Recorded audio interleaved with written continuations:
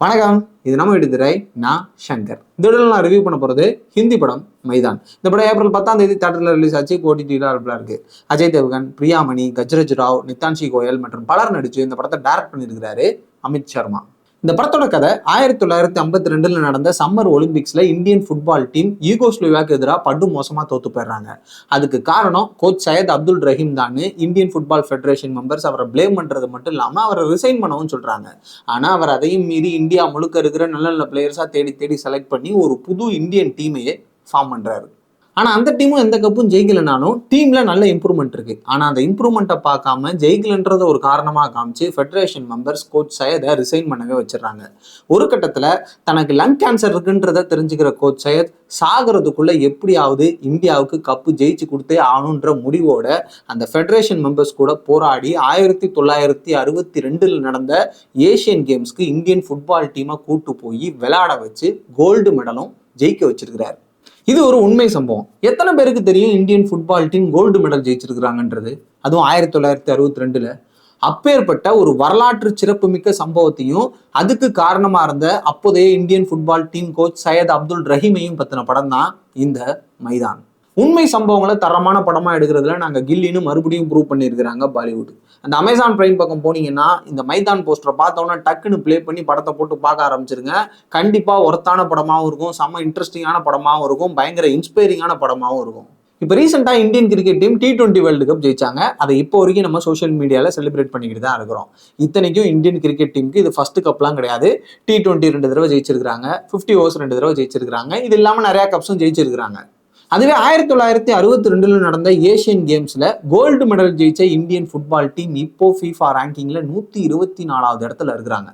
அதை பார்க்கும்போது இந்த ஒரு சில பிரைவேட் ஸ்கூல்ஸ்ல நல்லா படிக்கிற பசங்களுக்கு கவனிப்பு ஜாஸ்தியாகவும் சுமாரா படிக்கிற பசங்களுக்கு கவனிப்பு சுமாராகவும் இருக்கும்ல, அந்த மாதிரி நம்ம கவர்மெண்ட்டும் நம்மளும் கிரிக்கெட்டை தவிர்த்து மற்ற எந்த கேமுக்கும் பெருசா இம்பார்ட்டன்ஸ் கொடுக்கறது இல்லை. மற்ற கேம்ஸ்க்கும் இம்பார்ட்டன்ஸ் கொடுத்தோன்னா நல்லா இருக்கும். ஆனால் அதை விட ரொம்ப முக்கியமாக ஸ்போர்ட்ஸில் பாலிடிக்ஸே இருக்கக்கூடாது. இருந்தால் ஒன்றும் ஜெயிக்க முடியாது. ஏன் அப்போ இருந்த கோச் சையது மாதிரியான கோச்சஸும் பிளேயர்ஸும் பெல்லான்னு கண்டிப்பாக இருப்பாங்க. ஆனால் அப்போவே அவ்வளோ பாலிடிக்ஸ் இருந்தால் இப்போ எவ்வளோ இருக்கும்.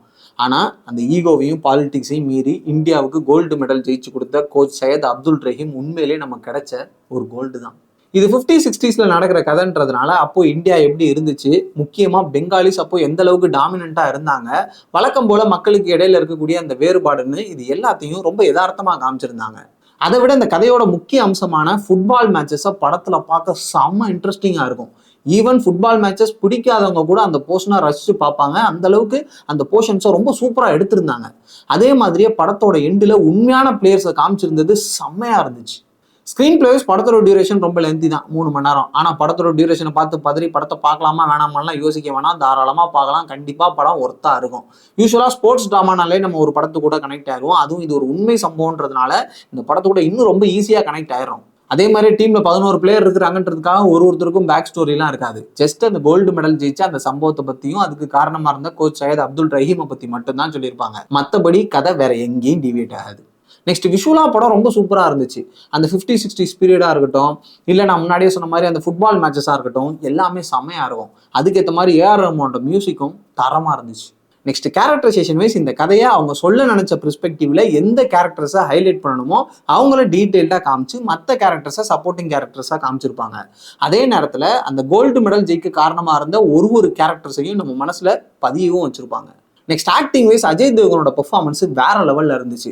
ஆரம்பத்தில் போல்டா எல்லாரையும் ஃபேஸ் பண்றது, அதுக்கப்புறம் வேற வழியே இல்லாம பணிஞ்சு போறது, கேன்சர் வந்த பிறகு வீட்டுக்குள்ளேயே முடங்கி கிடக்கிறது, கடைசியில எல்லாத்தையும் பொறுத்துக்கிட்டு வைராக்கியத்தோட அவர் நினைச்சதை செஞ்சு காட்டுறதுன்னு அவரோட பெர்ஃபார்மன்ஸ் மூலமா கோச் சையத் அப்துல் ரஹீம்க்கு ஒரு ட்ரிபியூட் கொடுத்துருக்கிறாருன்னு தாராளமா சொல்லலாம்.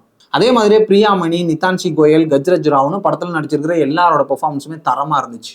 மொத்தத்துல இந்த மைதான் மூலமா பலருக்கும் தெரியாத சாதனையை படமா எடுத்து எல்லார் மனசுலையும் பதிச்சுட்டாங்க. ஸோ என்னை பொறுத்தளவுக்கு குடும்பத்தோட பார்க்க வேண்டிய ஒரு தரமான படம். தயவு செய்து யாரும் மிஸ் பண்ணிடாதீங்க. இந்த படம் அமேசான் பிரைம் அவைலபிளா இருக்கு, பார்த்து என்ஜாய் பண்ணுங்க. வீடியோஸ் பிடிச்சிருந்தா லைக் பண்ணுங்க, ஷேர் பண்ணுங்க, ஏதாவது பிடிச்சிருந்தா கமெண்ட் பாக்ஸ் பண்ணுங்க. முக்கியமா சப்ஸ்கிரைப் பண்ணுங்க, அப்படியே பெல் ஐக்கனை தட்டி விட்டீங்கன்னா போட்டோஸ் எல்லாமே நோட்டிஃபிகேஷன் இருக்கும். தொடர்ந்து சப்போர்ட் பண்ணுங்க. நானும் உங்களுக்கு நான் படங்களா வெப் சீரிஸா ஜஸ்ட் பண்ண ரிவ்யூ பண்ணேன். நெக்ஸ்ட் வீடியோவில் பார்ப்போம். நன்றி.